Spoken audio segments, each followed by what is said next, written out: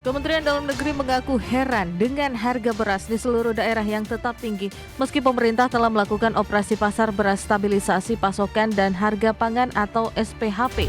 Perum Bulog memastikan terus melakukan percepatan penyaluran beras stabilisasi pasokan dan harga pangan atau SPHP. Apalagi saat ini harga beras di pasar telah melebihi harga eceran tertinggi yang ditetapkan pemerintah.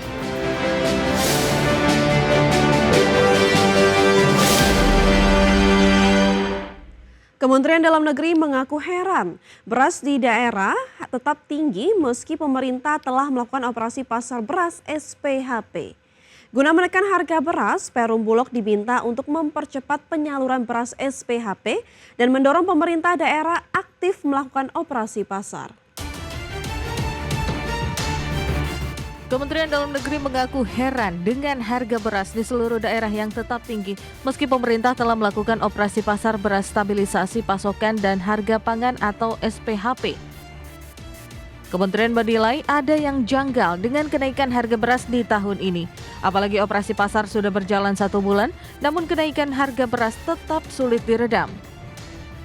Melihat kondisi ini, Sekretaris Jenderal Kemendagri Tom Sitohir meminta Bulog untuk mempercepat penyaluran beras SPHP ke daerah-daerah dan mendorong pemerintah daerah untuk aktif melakukan operasi pasar guna menekan harga beras. Baru tahun ini 1 bulan kita sudah salurkan, harganya tetap naik. Loh, ini yang betul-betul menjadi tantangan kita bersama. Tahun-tahun sebelumnya, 2 minggu saja kita menyalurkan SPHP, itu harga turun tajam. Semua teman-teman yang hadir di daerah untuk segera memasifkan ini. Bantu untuk memasifkan penjualan beras SPHP ini supaya harganya bisa segera turun. Berdasarkan data BPS, harga beras mengalami kenaikan di seluruh wilayah di Indonesia.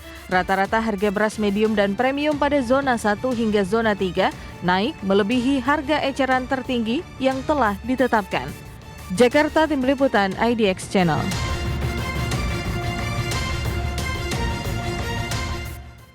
Ya pemirsa, Perum Bulog memastikan terus melakukan percepatan penyaluran beras SPHP guna menekan harga beras di lapangan. Selain bekerja sama dengan TNI, Polri, dan Pemda, Bulog juga telah menyalurkan beras SPHP ke berbagai retail modern. Perum Bulog memastikan terus melakukan percepatan penyaluran beras stabilisasi pasokan dan harga pangan atau SPHP. Apalagi saat ini harga beras di pasar telah melebihi harga eceran tertinggi yang ditetapkan pemerintah. Menurut Kepala Divisi Perencanaan Operasional dan Pelayanan Publik Perum Bulog Rini Andrida, Bulog telah bekerja sama dengan TNI Polri, pemerintah daerah hingga BUMN Pangan dalam distribusi beras SPHP. Tak hanya penyaluran ke pasar modern, Bulog juga telah menyalurkan beras SPHP ke berbagai retail modern di seluruh wilayah di Indonesia guna meredam harga beras di pasar. Jadi semua saluran yang sudah kami isi itu termasuk satu dengan sinergi dengan TNI Polri, Pemda, KDMP, dan BUMN pangan lainnya. Kemudian kami seluruh karyawan juga melakukan canvassing Pak ke seluruh pasar yang ada di wilayah kerja kami. Kemudian juga sudah mulai bergerak retail modern, bekerja sama dengan beberapa retail modern yang sudah siap dan ready untuk menyalurkannya. Perum Bulog melaporkan realisasi penyaluran beras stabilisasi pasokan dan harga pangan atau SPHP telah mencapai 38.811 ton. Angka tersebut baru mencapai 2,94% dari target pemerintah sebesar 1,3 juta ton. Jakarta, Tim Liputan IDX Channel.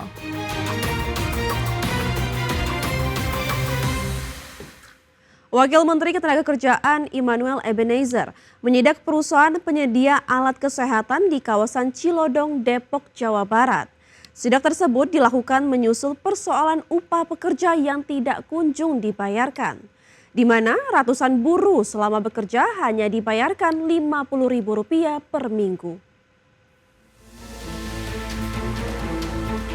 Wamenaker Immanuel Ebenezer menyidak perusahaan penyedia alat kesehatan di kawasan Cilodong. Pasalnya ratusan pekerja di perusahaan tersebut hanya menerima pembayaran Rp50.000 per minggunya. Para pekerja menyerukan tuntutannya terkait pembayaran serta tidak adanya BPJS, baik kesehatan maupun ketenagakerjaan. Pihak manajemen pun mengaku omset perusahaan memang sedang anjlok. Wamenaker menyebut pihaknya sudah berkoordinasi juga dengan Pemkot Depok terkait hal ini agar masalah tersebut dapat menemui titik terang.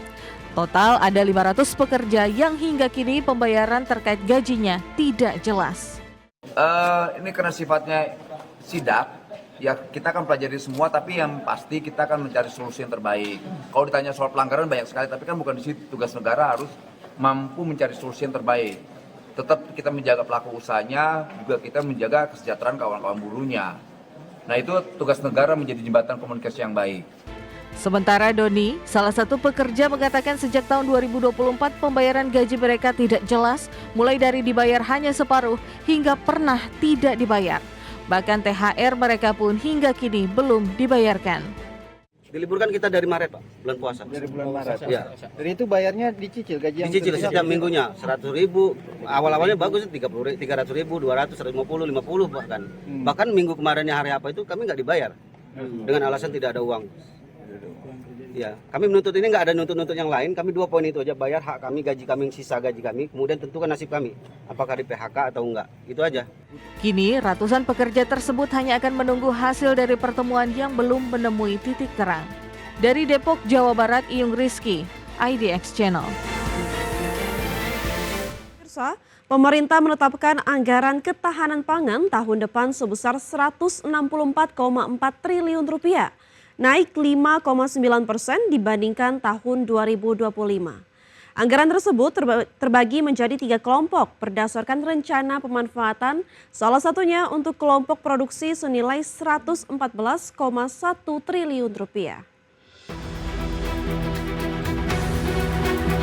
Pemerintah menetapkan anggaran ketahanan pangan tahun depan sebesar Rp164,4 triliun, naik 5,9% dibandingkan tahun 2025 yang senilai Rp155,2 triliun. Anggaran tersebut terbagi menjadi 3 kelompok berdasarkan rencana pemanfaatan, yakni pemanfaatan untuk kelompok produksi senilai Rp114,1 triliun, distribusi serta cadangan pangan senilai Rp29,9 triliun, dan konsumsi sebanyak Rp6,4 triliun. Menteri Keuangan Sri Mulyani menyebut untuk kelompok pemanfaatan salah satunya dialokasikan untuk subsidi pupuk senilai Rp46,9 triliun. Sementara untuk distribusi serta cadangan pangan, salah satunya digunakan untuk cadangan pangan melalui Bulog senilai Rp22,7 triliun dan untuk kelompok konsumsi untuk stabilisasi pasokan dan harga pangan atau SPHP senilai Rp5,8 triliun. Pertama, anggaran ketahanan pangan yang tadi disebutkan Bapak Presiden 164,4 triliun. Ini kalau kita bagi alokasinya berdasarkan sisi produksi termasuk petani, alsintan, pupuk dan bendungan irigasi ada 114 triliun sendiri. Ini untuk mendukung sisi produksi. Seperti diketahui, ketahanan pangan termasuk dalam 8 agenda prioritas pemerintahan Prabowo di 2026. Jakarta, Tim Liputan IDX Channel.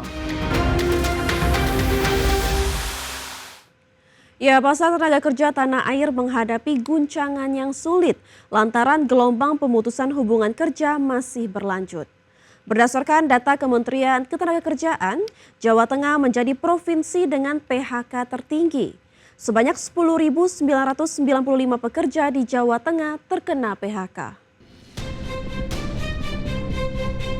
Pasar tenaga kerja tanah air menghadapi guncangan yang sulit pada paruh pertama tahun ini. Gelombang pemutusan hubungan kerja atau PHK terpantau melejit lebih dari 30%. Paling tinggi terjadi di Jawa Tengah sebanyak 10.995 pekerja. Kemudian 9.494 pekerja di Jawa Barat terkena PHK, Banten 4.267 pekerja, DKI Jakarta 2.821, dan Jawa Timur sebanyak 2.245 pekerja terkena PHK. Berdasarkan data dari Satu Data Kementerian Ketenagakerjaan, Sepanjang Januari hingga Juni 2025, tercatat ada 42.385 pekerja yang mengalami PHK. Angka ini melonjak 32,19% dibanding periode yang sama tahun lalu yang sebanyak 32.064 orang. Berbagai sumber, IDX Channel.